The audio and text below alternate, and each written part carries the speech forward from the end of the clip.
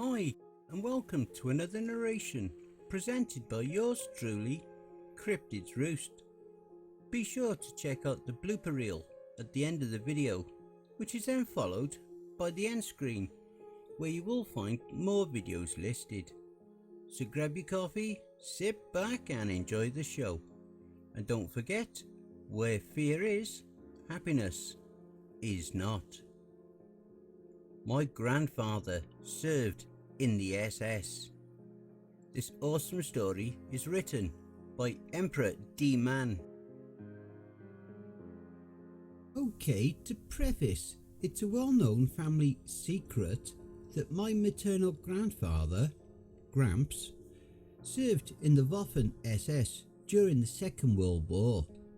He was wounded in action and still had his wound badge in silver for his lost 2 fingers. In the 50s, after the war, he moved to America. He worked in Pontiac at a General Motors engine plant for 40 years. When he retired in 2001, he was a true American. He owned a nice house in the suburbs that he gave to my mother as a wedding gift. He owns a big property up north where he hunts and fishes, and he drives a beautiful old 66 Corvette.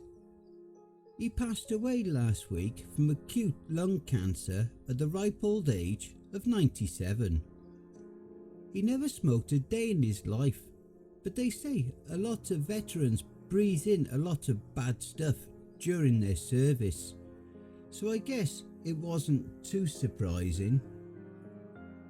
I was always pretty close to Gramps, so I got a little bit of a surprise in his will. He left his daughter, an only child, almost everything he ever owned. However, his oldest grandson, me, got the key to a safety deposit box that no one knew anything about.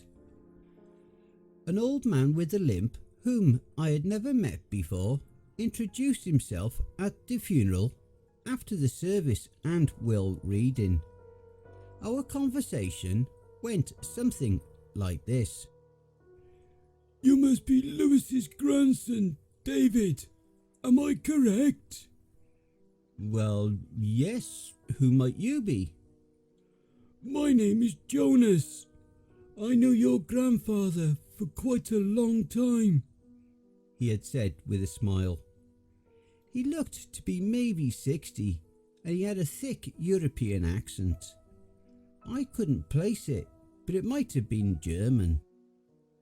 Well, it's nice to meet you, Jonas. What was it that you wanted to speak to me about? His entire demeanour changed from one of kindness to simple, cold determination. I'll be blunt. I know what you're going to find in that safety deposit box, and I don't think you want to be wrapped up in it. He reached into a pocket and withdrew a thick envelope. I believe this is more than fair compensation. $5,000. All I want is that key.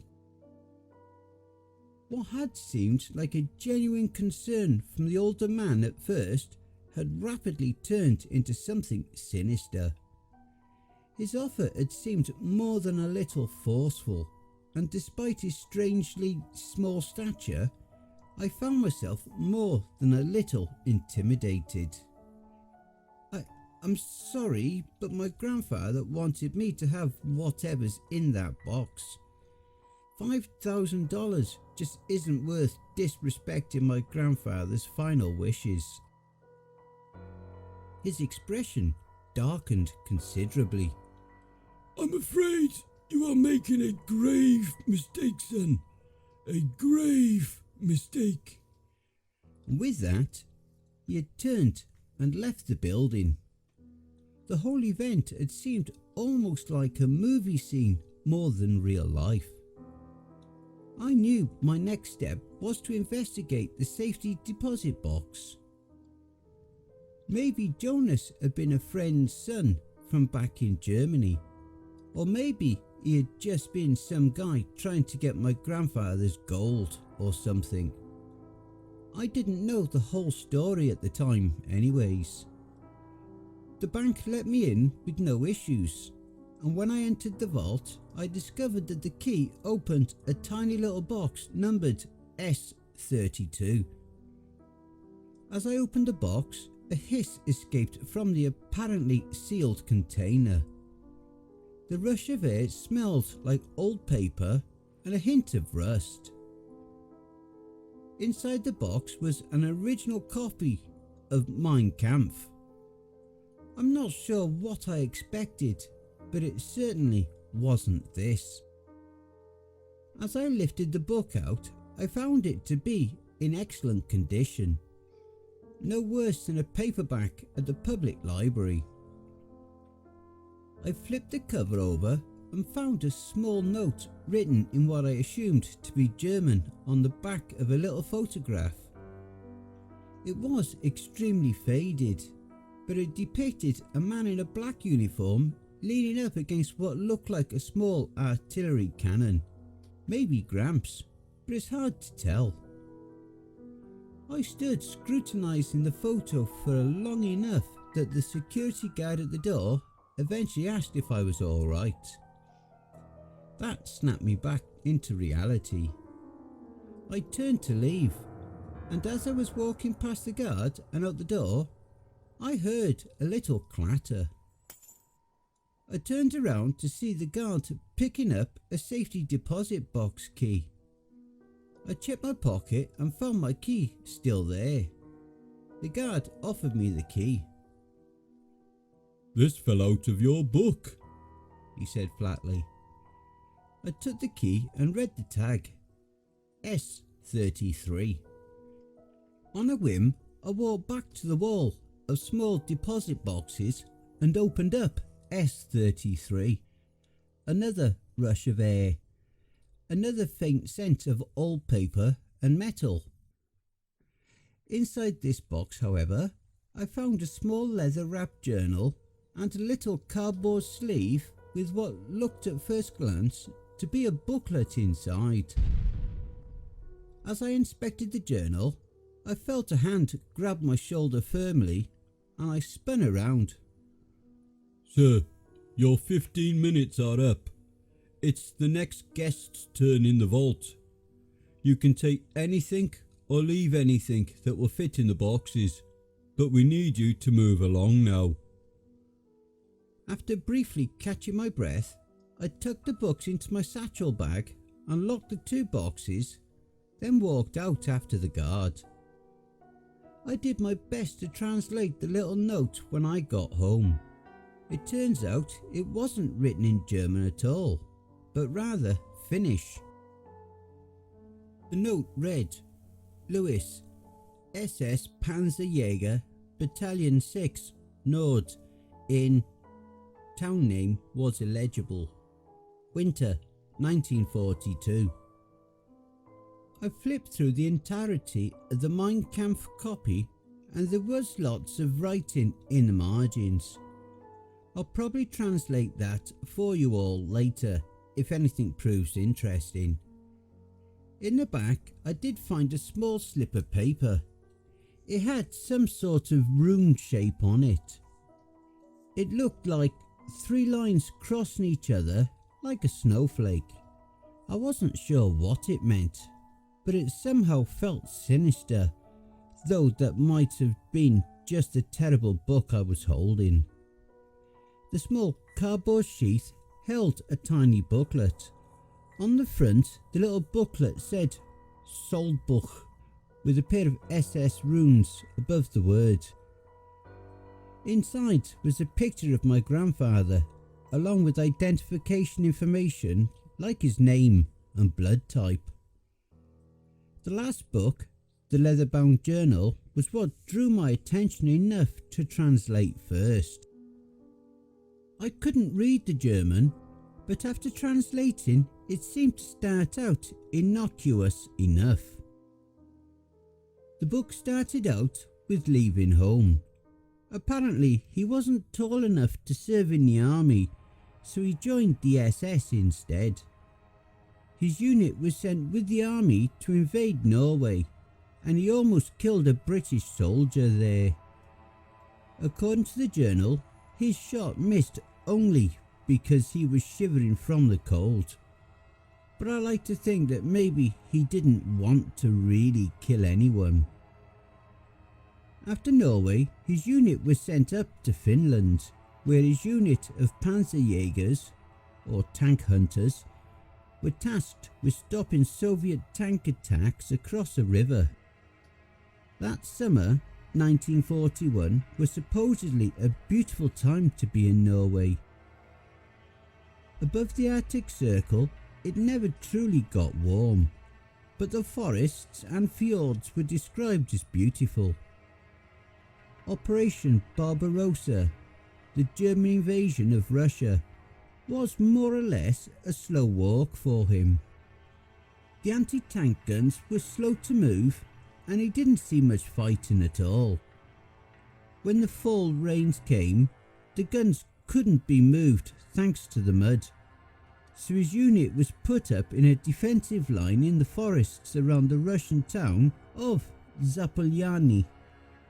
Daily life in his unit consisted of sitting around in the growing cold, cleaning and re-cleaning the anti-tank guns, and patrolling the forest around the river they were stationed by.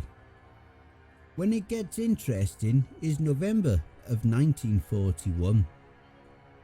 Now I can't read the German to translate it myself, but I'll try to make the Google Translate as readable as possible while keeping it as faithful to the original as I can. November 3, 1941. Freezing today. The wind was broken by the trees, but we can hear it overhead.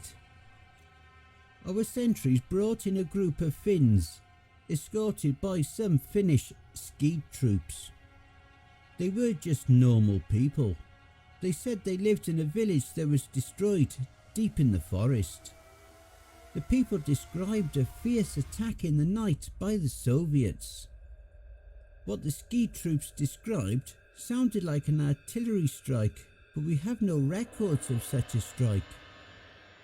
It trickled down through the ranks that there might be some Soviet self-propelled guns in the area, so they decided to send us, the Panzerjäger, to investigate.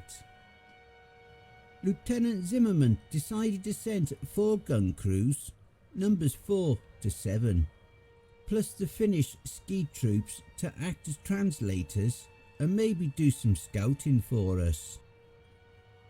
There's not much of a dawn anymore, as the sun doesn't rise as much as the sky just somewhat lightens, but we leave in the morning. November 4, 1941. Bitterly cold again today. Moving barely keeps you warm. Exposed skin turns red, then white in only minutes, then loses feeling. The horses are bundled as tightly as we are, but I fear they don't have long. Something about the forest just spooks the horses. The Finnish troops say there are wolves around. They spotted tracks and found a carcass of a caribou. I've known horses my whole life, and the wolves of Silesia never scared horses so badly. Because I've always liked studying languages, I've spent some time with the Finns to try to learn. As we sat around a fire talking, I noticed one of the smaller men looked particularly young. I asked the Finns' commander, only to find that the man in question was in fact a boy of 13. His entire family had been murdered during the Winter War of 1939 to 40. He had been hunting in this forest at the time. The unit commander had only accepted the boy after he had stalked the ski troop over 100 kilometers through the treacherous forest and heard the boy's story. He wouldn't allow the boy to see combat. After all, he was just a child, but the boy was allowed to follow along and hunt with the men. I tried to speak to the boy before I left, but he wouldn't even acknowledge that I was there. Strange folk, the Finns. November 7, 1941. It was bitterly cold again this morning. The sentries seemed to have shirked their duty as they are nowhere to be seen. We camped in 2 places to avoid an artillery strike destroying all 4 guns. But there was no smoke coming from the other camp, which is strange.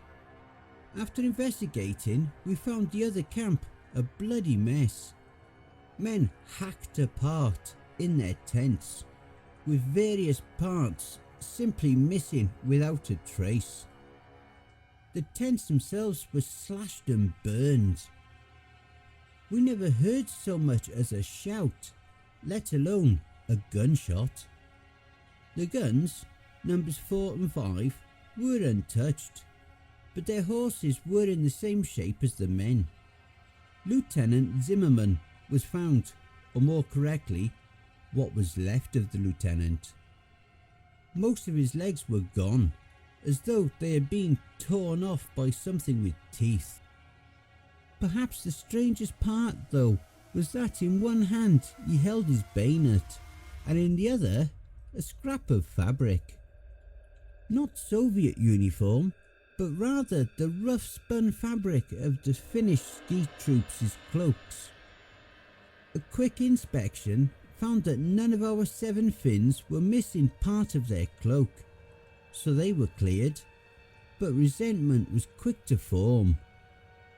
I may be the only one to notice, but the boy of 13 was nowhere to be found. It's worth noting that a few pages were torn out here, and unfortunately it looks like those entries are lost forever. November 10, 1941. At least command was right. We found the Soviet self-propelled guns, but they were just like our own camp. The men were hacked apart and their tents burned. Their vehicles were in perfect working order though, just some snow on top of them. The whole site looked to be maybe 3 days old. Plausible enough that it might have been attacked around the same time as our past campsite was. Though it must have been a different group of Finns, if indeed it was Finns that did this. We got 2 of the 4 things running. They all have dozens of gallons of petrol on board, so we think we can drive them around 100 kilometers, assuming no breakdowns. It'll be nice not to have to walk for a while. The second lieutenant decided to put me in charge of one of the Soviet tractors. We hitched up our gun, number 6, and I got my crew on board. We can only fit 3 inside the warm casemate. A driver, a gun loader and a commander. So 3 will have to ride on the outside at least for now. The Finns flatly refused to ride and decided to ski alongside. The boy still hasn't returned and I'm starting to worry about it. The Finnish commander simply won't acknowledge that the boy was ever there, though some of the other troops give me sideward glances when I ask. This entire situation seems very strange, more so even than the brutal attacks. November 11, 1941. The boy returned this morning. He was just there, sitting around the Finnish campfire. No one else seemed to notice that there was anything strange about his presence, nor did they notice the tear in his cloak. We found the village today, another group of mutilated Soviets. This group was small and their gear was ragged. Maybe they were survivors of the other group. Maybe they were deserters. I really don't know. What I noticed though was that one of them had a knife in their cold dead hand. They also had another scrap of cloak fabric. I hid this from the others. I don't really know why. Maybe I just wanted to keep my own fear from spreading. Or maybe I knew deep down that there was nothing we could do about it. I caught the boy looking at me from time to time. November 12th, 1941. The other house burned down in the night. The remains of the men are just bones and ash. Even still, we could see the spots where their bones were scarred as though by axes or another blade. They must have been ripped apart in their sleep. With the second lieutenant dead, I'm in charge now. We need to get the hell out of these woods. November 13, 1941.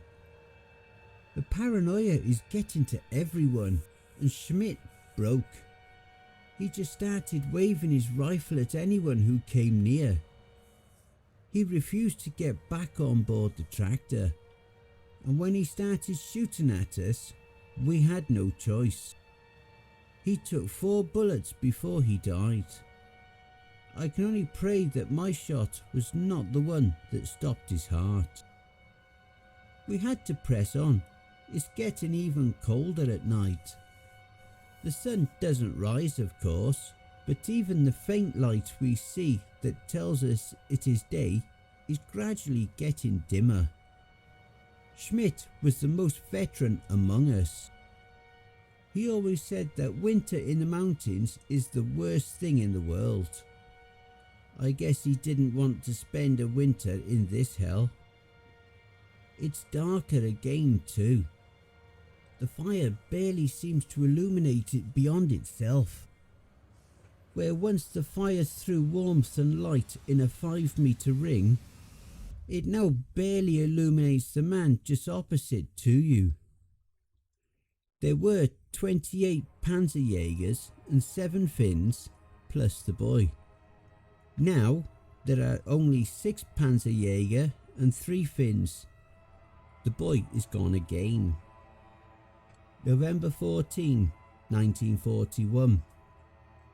Only one of the Finns returned today.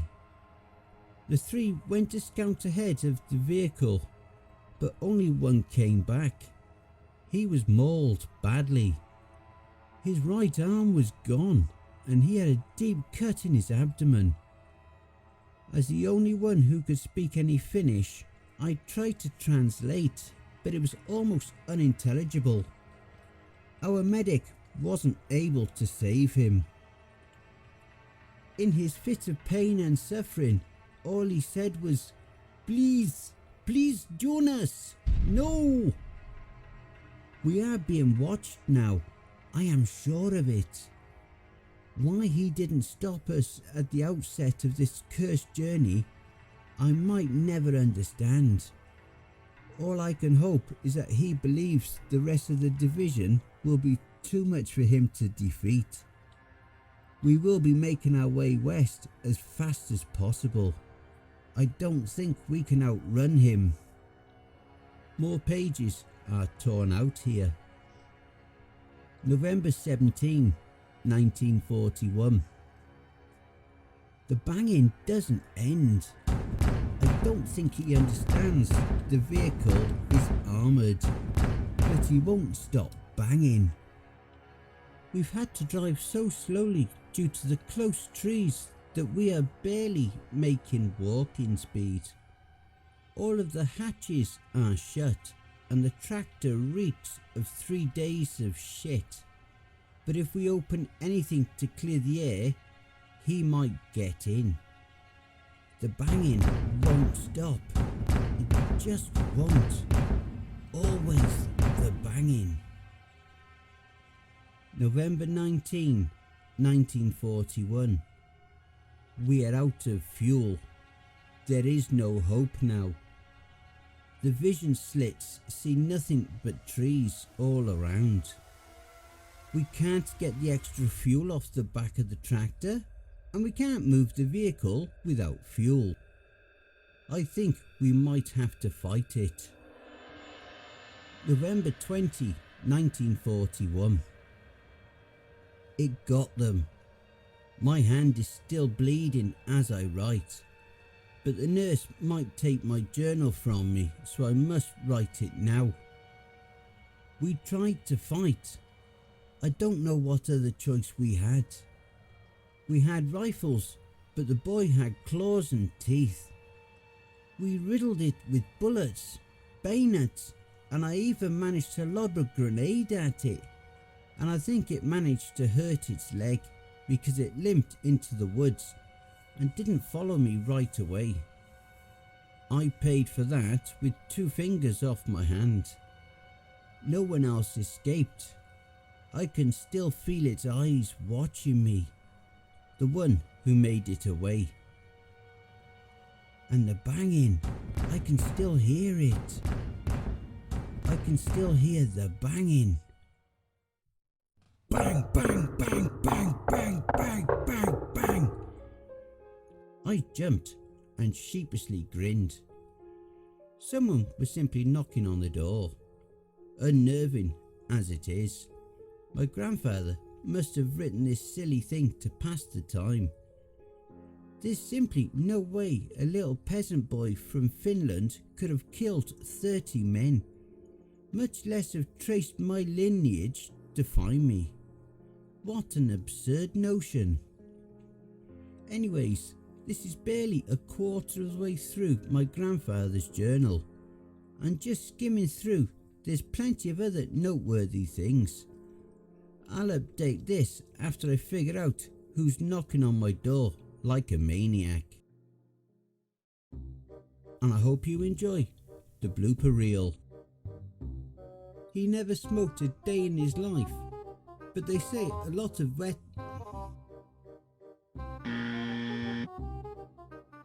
An old man with a limp whom I had never met before introduced himself at the funeral after the service, and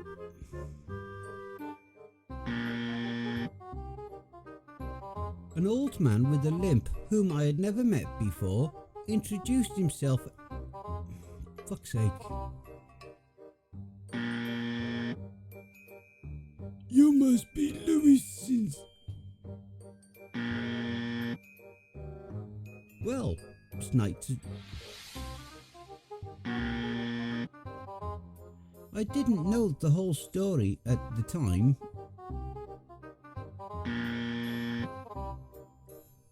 On a whim, I walked back to the wall of a small deposit. In this box, however, I found a small leather-wrapped journal and a little cardboard sleeve with what looked at first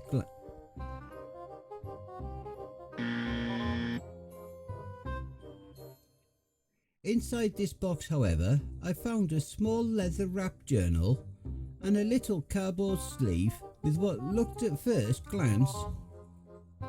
Fuck's sake.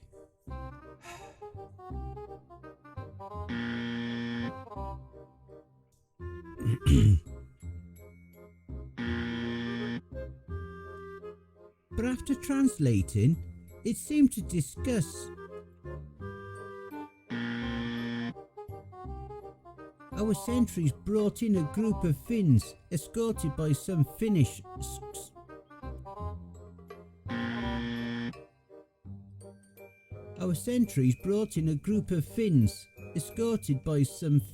Skeeg's troops.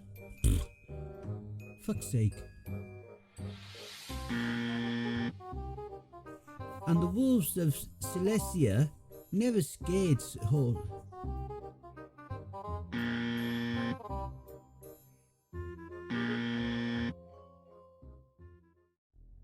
Hey family, please be so kind to throat punch the like button and smack the ass of the subscription button as well. And remember to chokehold that notification bell and then select all. That way you'll receive all notifications each time I upload a new video. And by subscribing, you'll be the first to see all of our new spooky creepypasta stories. A very big thank you to Emperor-Dman for allowing me to narrate this awesome story.